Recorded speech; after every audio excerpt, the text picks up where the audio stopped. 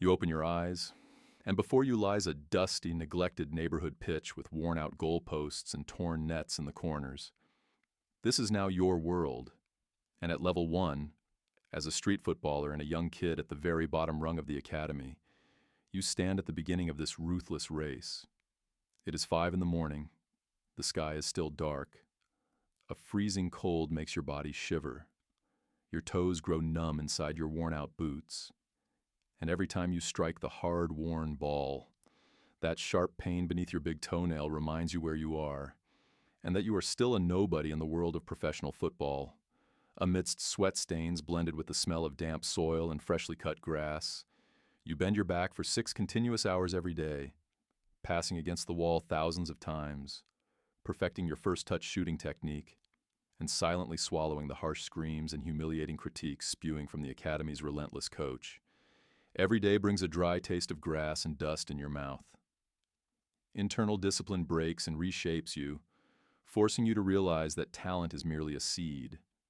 And unless you repeat the same movement 1,000 times every day, that seed will rot away. Every night in your small, unrenovated room, as you toss and turn in bed from the agonizing pain in your muscles, applying ice packs to your injured knees, you silently shed tears for your family, outings with friends, and the carefree days of your childhood. Yet every morning at 4, as soon as you hear that dreadful alarm bell, you rise again and step back onto that dusty pitch. Time passes mercilessly. Injuries harden you. Football washes away the softness of your youth. And years later, you finally rise to level 3.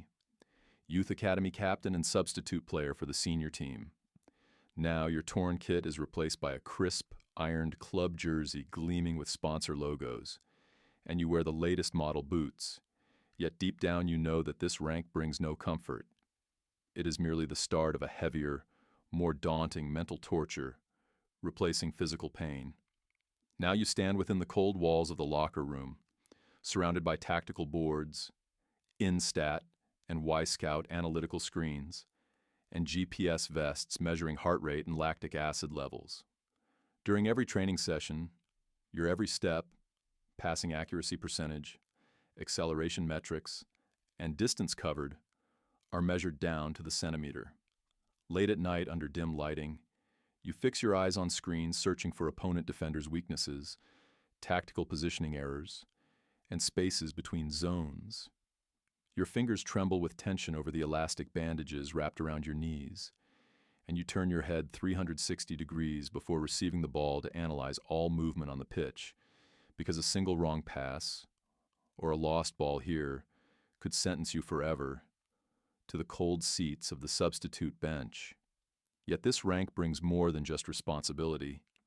It brings an inner fracture, as over the years you become completely detached from the shore of ordinary human life. You watch school friends' birthdays and loved ones' wedding news on a damp phone screen from the cold rooms of the training complex. The voice of the woman you love sounds more foreign and distant with each passing day.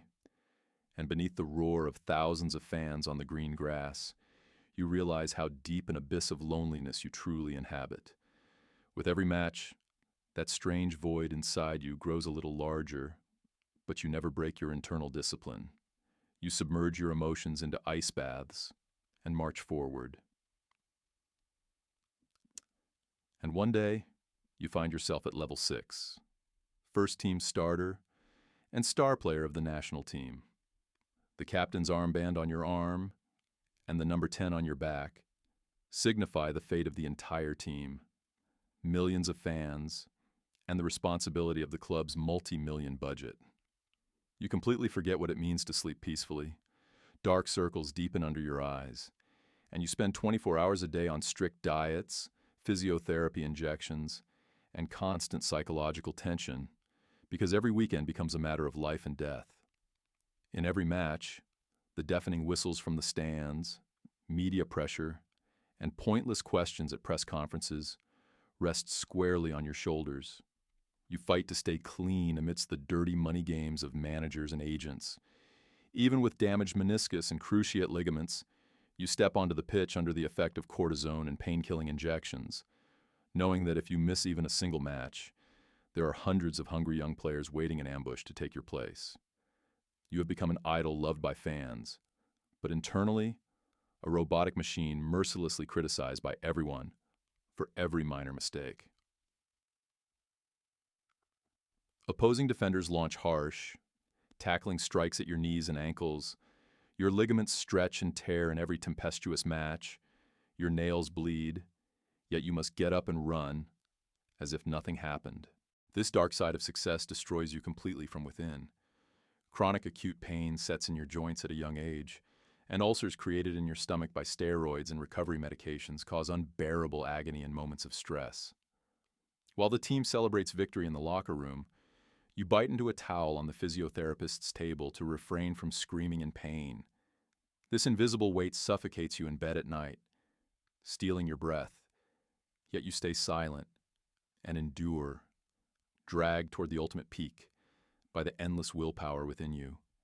And finally, that momentous day arrives, and you ascend to level 10, world-renowned legend, Champions League winner, and team captain. Now, golden trophies and the Ballon d'Or gleam in your hands. Millions chant your name rhythmically in unison across the stadium. You are a living legend in the world of football, and a single word from your mouth moves the sports media. Yet this peak is the coldest, loneliest, and most unforgiving place you will ever see in your life. In the 94th minute of the World Cup final, with the score tied, you step up to take the decisive penalty kick. Amidst the silence of 60,000 people, millions of eyes glued to your feet, and the fierce gaze of the goalkeeper, you must make the decision entirely alone. In those terrifying seconds, there must not be the slightest hesitation, fear, or doubt in your legs. You run up, strike the ball, and it hits the back of the net. Yet at this stage of life, you no longer belong to the world of ordinary people. The match ends, confetti rains down, everyone goes home and off to celebrate, while you sit alone on the grass in the middle of a dark, empty stadium, contemplating your lost youth. Your family has long known you only through commercials and television screens. Your youth, your first love, and your simple dreams of walking peacefully down the street like an ordinary person have long drowned in the noise of those giant stadiums. You have simply become the living soul of this green pitch, and the only gift this success has granted you is an infinite loneliness. Years chase each other rapidly. Time treats your body mercilessly. Your knees can no longer bear the load. Your cartilage is completely worn down, and you have reached the end of your career. White flecks dust your hair, and deep wrinkles carved by years of stress and sleepless nights line your face. Today is your final farewell match. You take off the captain's armband, hang up your boots, and walk slowly down the misty tunnel of the locker room with trembling, weary legs toward the shore of civilian life. Suddenly, you halt in a noisy corner of the stadium, smelling of freshly cut grass and leather balls. Take a deep breath, and your eyes catch a young boy straight from the academy, running excitedly toward the first-team locker room. His kit is brand new without a single sweat stain. His boots gleam, and in his eyes lies both the fear of the future and that wild, fiery spark of wanting to conquer the world. There are no ranks or achievements on his shoulders yet, as he steps onto the pitch to live the first day of his life, his own level 1. You look at him, and for a moment time bends. In that young boy's fear-filled eyes, you see yourself 30 years ago, that wild kid shivering from the cold on a rough dirt pitch, toe bleeding, but never giving up. As you pass by him, you pause, gently place your hand on his trembling shoulder, say nothing, and simply look into his eyes with a deep, wise smile, because you know all too well that even when you leave, this game, this green pitch, will always remain. You sacrificed your life, your entire soul, and your youth to run after this ball, and now it is his turn. This endless cycle of succession, this footballer's destiny will never stop. And as you fade slowly under the misty floodlights of the stadium without looking back, you carry a profound peace within you, yet an ache that will never heal.